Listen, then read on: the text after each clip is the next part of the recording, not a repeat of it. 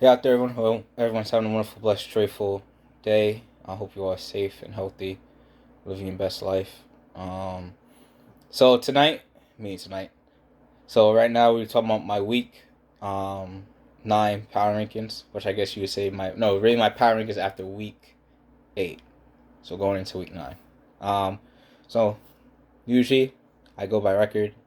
This week I changed it a bit. I'm not really going by, um, like who beat who, because I think at this point, like when I get to, I'll let you know. But at this point, I kind of believe I know, not that I know which teams are better, but I'm more um, comfortable of saying I believe this team is better than this team. I could care less about the records and that they beat them before, because I think it's caught them on the week to put it out there like that. So I think there's only really one team that it happens with in my rankings, but you'll see when I talk about it. So we're gonna start from 32. That's pretty simple. Detroit Lions, winless at this point, so they stay at 32. 31 to 29. Now this is a situation which I talk about, um, a team jumping a team that they lost to during the season, but I don't care because I'm sticking by my conviction. Um, Jacksonville drops down to 31 for me this week. Houston is up at 30. And Miami Dolphins at 29. Now, I know Jacksonville beat Miami, but I don't care. Miami Dolphins is the best one-win team in the league. And they keep finding ways to lose games, which is kind of confusing because they did the opposite last year. And I hope it doesn't cost Brian Flores his jobs, but he's clearly frustrated right now with it. But I believe they kept it competitive with the Buffalo Bills, which is one of the best teams in the AFC for a long period of time. And a lot of people could say, hey, it's a rivalry game. Those happen in rivalry games. But Miami has been good without Tua and has been better with Tua. So they're the best one team to me in the league. I'm no longer going to just put Jacksonville above them because Jacksonville beat. Because I don't believe Jacksonville is better than Miami. Or Houston, by the way. It's better than Miami. So, done with my spiel.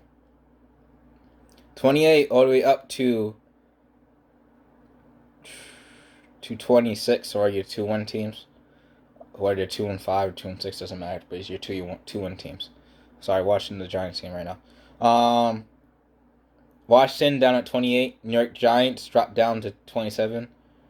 New York Jets go up to 26. The being Cincinnati game, I didn't think he was going to win.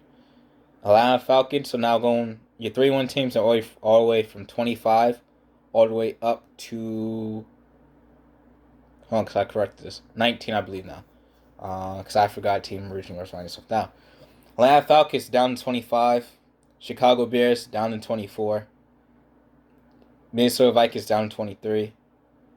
Indianapolis Colts down to 22. San Francisco 49ers up to 21. Seattle Seahawks up to 20. Philadelphia Eagles up to 19. Now, I'd still believe the Indianapolis Colts, to me, is probably the best team overall to me out of these 3-1 teams right now because Russell Wilson's out. If Russell Wilson was there, I would argue them and Seattle. But Philly played the most dominant football last week to me out of all the games. Two, Indianapolis Colts still has that bad Carson Wentz hero ball over the head, which he just throws picks in some games that makes no sense why he's throwing the balls in areas or why he's throwing balls with defensive linemen on him. I just don't get it. The same thing that we've seen from Patrick Mahomes this year. I just don't get it, but it cost his team a couple of games, including last week against the Titans. Anyway, 18 all the way up to 14 are your 500 teams. So those are your 4-4 teams. Starting with Cleveland Browns down from 13 at 18. Down to 18 is Cleveland Browns. Carolina Panthers go up to 17. Denver Broncos go up to 16. Kansas City Chiefs go up to 15. New England Patriots go up to 14. So that's where it ends, your 500 teams. New England to me has played the best out of the 500 teams so far. Kansas City, I don't know. I don't know what's going on with them right now. 4-3 teams, there's only 2 of them. It's the Chargers who are down at 13. And the Pittsburgh Steelers, which are up from 14, I believe they're at 12. So Chargers are at 13, Pittsburgh Steelers is at 12. Pittsburgh Steelers have played good as of lately since you got Najee Harris of all. an offensive game, consistent running game. Chargers have lost a couple games. I mean, New England's a good loss to me. Came back. I mean, I went competitive, but I forgot who we lost the week before. But I expected them to win that game a week before, and they kind of got dominated.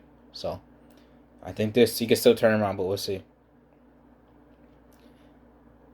Next game. Next game. Next teams. So all the way from 11 all the way up to 7 are your 5-win teams. So Baltimore Ravens are on a bye. They go down one spot to me from 9. So I mean, they go down a couple spots from 9 here at 11. So Baltimore Ravens at 11 coming off their bye. Cincinnati Bengals should have lost New York Jets, but they beat Baltimore, so I keep them one spot above Baltimore right now. Had them down at 10 from 6. Las Vegas Raiders had a bye. They go down one spot to 9 because they were on a bye. Number 8, Buffalo Bills go up to 8. Number 7, New Orleans Saints go up to 7 from 11. Now, people might argue me here that Trevor Siemian, that's not really the quarterback he could rely on the rest of the season in regards to having them this high. But for you to beat Tampa Bay with a backup quarterback, which I already thought with Jameis Winston playing, I think Jameis Winston was their best option by far. But even Jameis Winston's playing, I still that's very hard to believe that the beat was going to beat Tampa Bay kind of as well or convinced as he did. But then once Jameis Winston goes out with that ugly knee injury, so prayers to Jameis Winston on speedy recovery for the rest of his career. But after that injury, you're thinking, hey, there's no way Tampa Bay loses the game. And they beat them convincingly after that. So that being said, it's like them and Dallas have to get tremendous credit this week. So I kind of boost New Orleans up because I wonder if that impressive to me. It's a 7. Number 6, Tampa Bay Buccaneers down from 2. And 6-win teams are 6 and 5. Rest of 4 and up, 4 to 1 is your 7-win teams. So Tampa Bay down from 2 to 6. Now, there's something about me putting teams at 2. Because every time I put a team at 2, that week they lose. So I don't know if it's a curse. It might be a curse for the Cardinals this week because they're my number 2 team right now. But anyway, Tampa Bay, I'm shocked they lost that game when Simeon came in. So that's why they're at 6.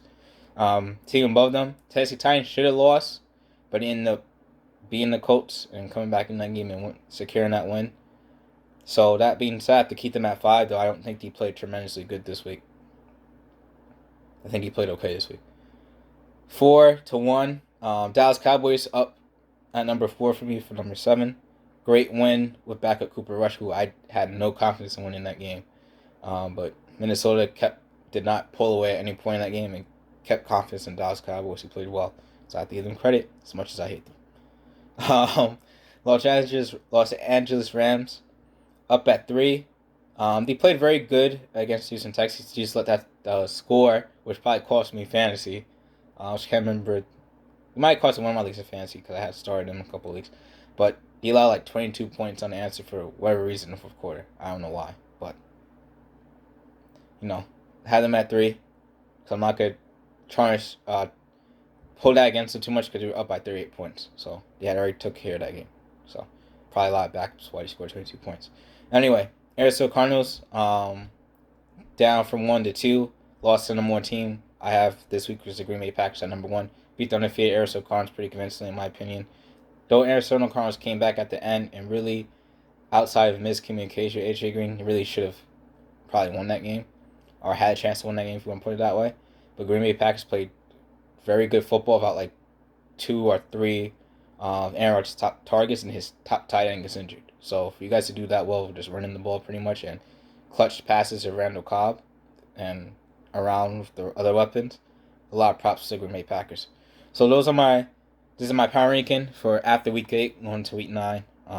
Again, does not include the first Thursday night football between the Jets and the Colts. With that being said, hope give me your thoughts down below whether you agree or disagree in my rankings. Continue to have a wonderful, blessed week out there, guys. Keep saying, I hope you continue to be healthy and safe. Keep doing good out there in the world, and I wish you guys something but the best in life. Peace.